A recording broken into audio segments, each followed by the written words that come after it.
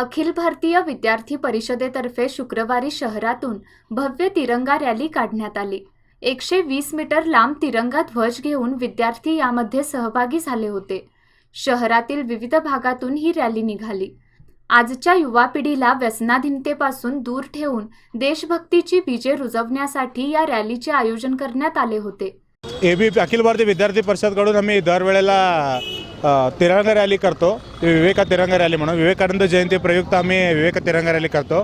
मुलांचा उद्देश हे करून कशासाठी रॅली करतो, कशासाठी देशासाठी काय करायचं आहे आम्हाला ते मिळून आमचं कल्चर काय आहे ते सगळं ह्याच्या एकत्रिणी सगळं मुलं 2000 आता 2000 स्टुडंट्स आता भाग घेतलेले आहेत हे रॅलीमध्ये। आता हे रॅली गोवासला एंड होणार आहे। तिकडं स्वामीजी येऊन मुलांना आशीर्वचन देणार आहेत।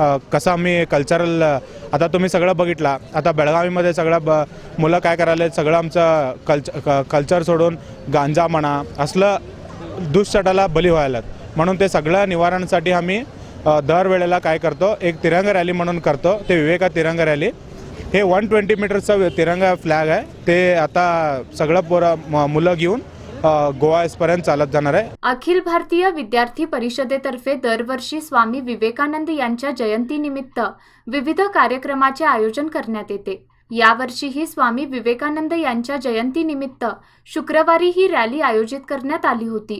गोमटेश विद्यापीठापासून या रॅलीला सुरुवात झाली। आरपीडी मार्गे गोवावेस येथे रॅलीची सांगता झाली।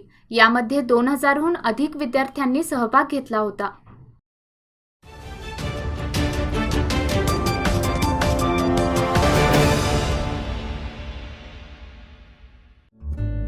सबस्क्राइब करा तरुण भारत डेली बेलगाम न्यूज चॅनल आणि ताज्या घडामोडी पाहण्यासाठी बेल आयकॉनवर क्लिक करा।